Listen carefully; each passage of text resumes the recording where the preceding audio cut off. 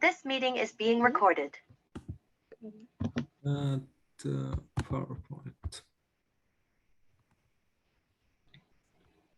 Okay.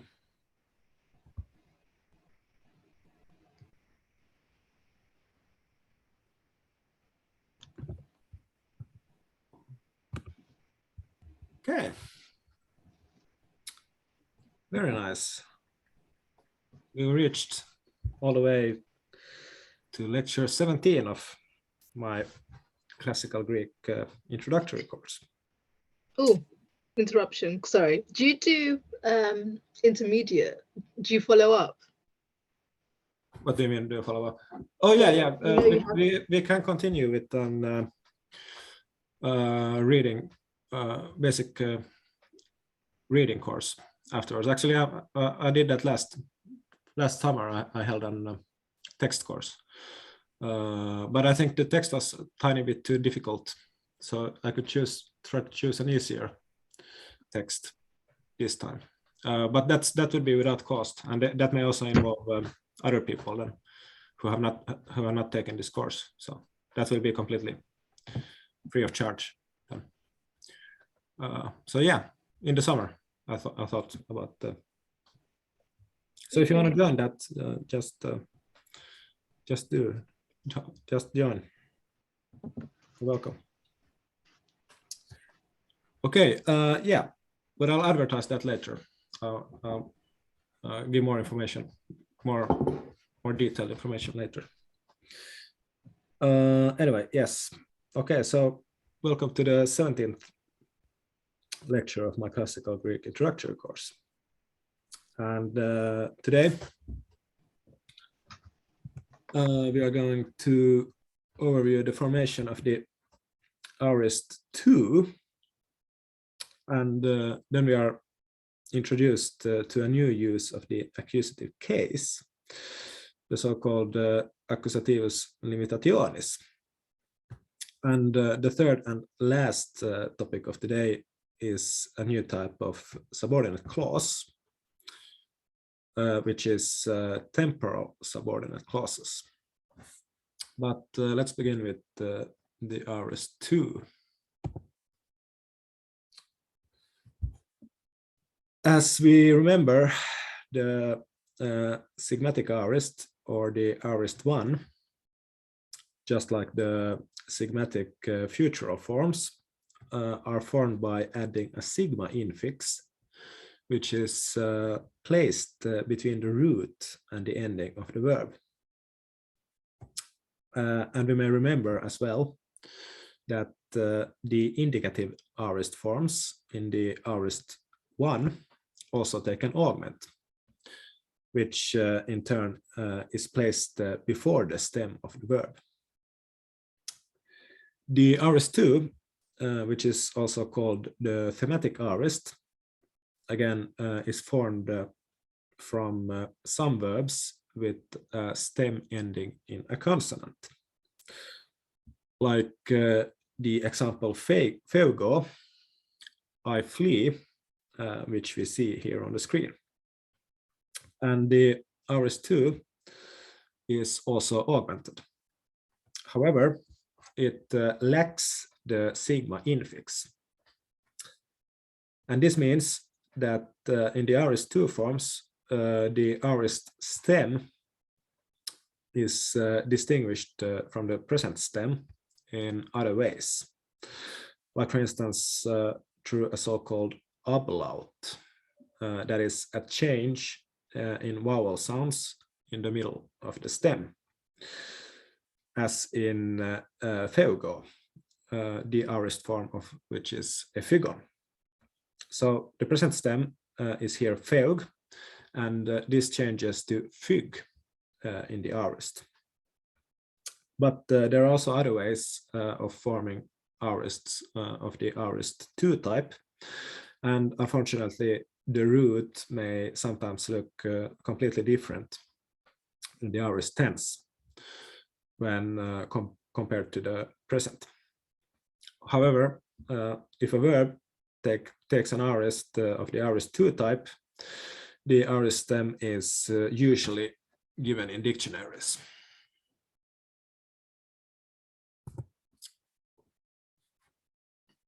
The aorist person endings are also different in verb forms of the aorist 2 type when compared to the sigmatic aorist endings.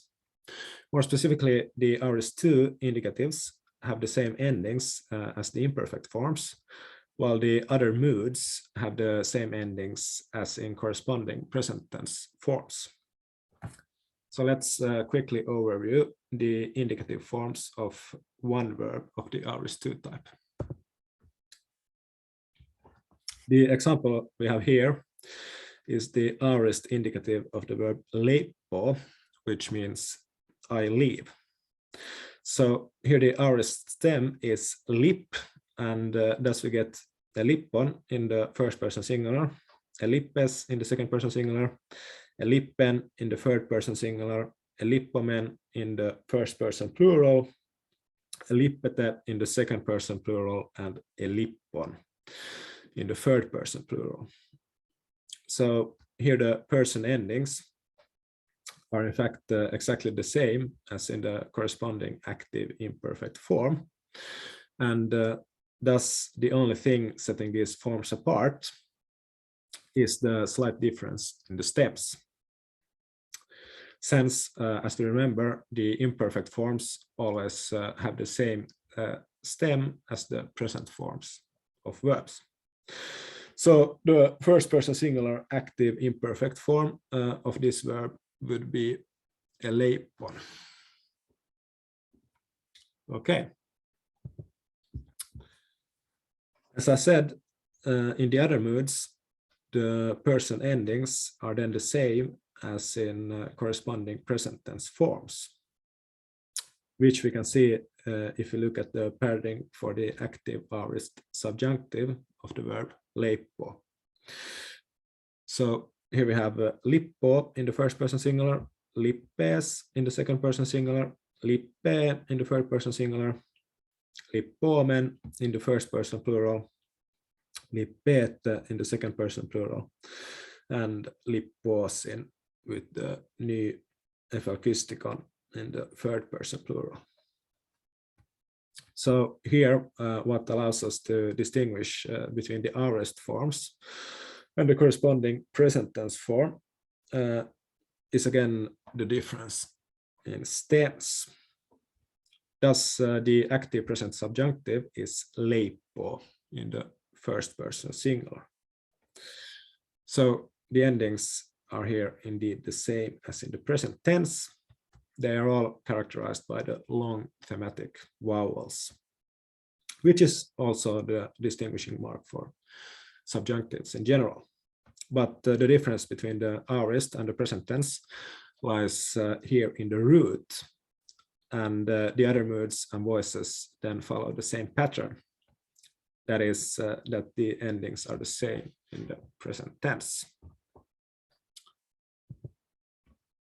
Okay, to summarize, the indicatives of the aorist 2 type consist of an augment, a particular aorist stem, a thematic vowel, and a person ending. And just as was the case with the sigmatic aorists, it's only the indicative forms that are augmented. And the indicatives are inflected like the imperfect, while the other moods follow the inflection of the present. And here as well, it's the case that the passive aorists have distinctive forms, which we will look at in connection with the next lecture. Okay. Turning to the other topics we have on our agenda today, we may begin with the new use of the accusative case, the Accusativus Limitationis, which is also called Accusativus Graecus, or the Accusative of Respect in English. The Accusativus Limitationis is used adverbially, that is to qualify the property of a noun or pronoun.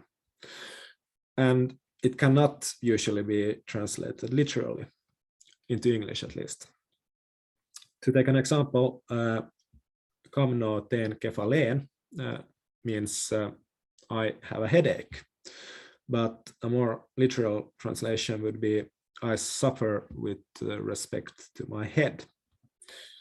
And another example, which I had taken from the Iliad, is Agamemnon ommatakai kefaleen ikelos dii, which could be translated as Agamemnon had the eyes and the head of Zeus, or more literally as Agamemnon is like Zeus with regard to his eyes and head.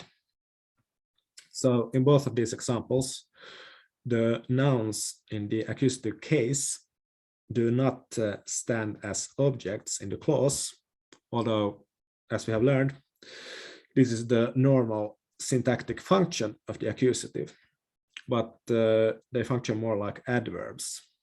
That is, they are used adverbially to qualify the subject of the clause. But you will encounter more examples of the accusative of respect in the next chapter of our textbook. Okay. Last topic of today, then, which is temporal subordinate clauses. These are usually introduced with a temporal conjunction, which you see some examples of on the screen. Thus, epei, hote, and hos are used in the meaning of as or when. Prin means before, and enho, while or during. But there are also many more examples of temporal conjunctions in Greek. Okay, let's now look at two different kinds of temporal clauses. When the temporal clause expresses a single factual happening or action in the past, the mood used for the verb in the temporal clause is indicative. More specifically, it's an indicative in a past tense, like in the first example we see here on the screen. Hote engnyteron egignont elegontade, which could be translated as they came closer, I said the following. So here the conjunction hote is used to introduce the temporal clause, and since it expresses something factual, the verb in it is in the indicative mood. Or actually, it's an imperfect, as you can see, which are always indicatives as well. Anyhow, these kinds of temporal clauses are negated with u. But if we turn to the second example we have, this is of a temporal clause expressing a future happening. That is, it's a prospective clause. In temporal clauses of this kind, again, the mood of the verb is always subjunctive, and it's conjoined with the modal particle an. So in hotan panta accusete crinate, which could be translated as when you have heard everything, then judge. The temporal conjunction is hotan, which is a combination of hote and an, and the verb form accusete is indeed in the subjunctive mood. Actually, it's an aorist subjunctive form, but as we have learned, this is completely unproblematic, since the aorist can be used to refer to the future as well, as long as it's not an indicative, since only aorist indicatives refer specifically to the past, as we have learned.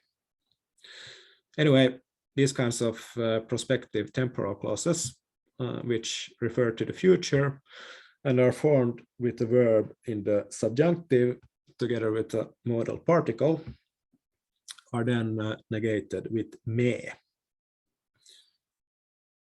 you can read more about the two kinds of temporal clauses I have introduced here on pages 538 to 540 in the Cambridge Grammar of Classical Greek. But what I have said here will suffice for your knowledge more than well. Okay, that was all for today. I think this time I will probably want to go through the chapter, but I'll send you you guys a translation again tomorrow, so you can compare your own translations against my attempt of translating that chapter then.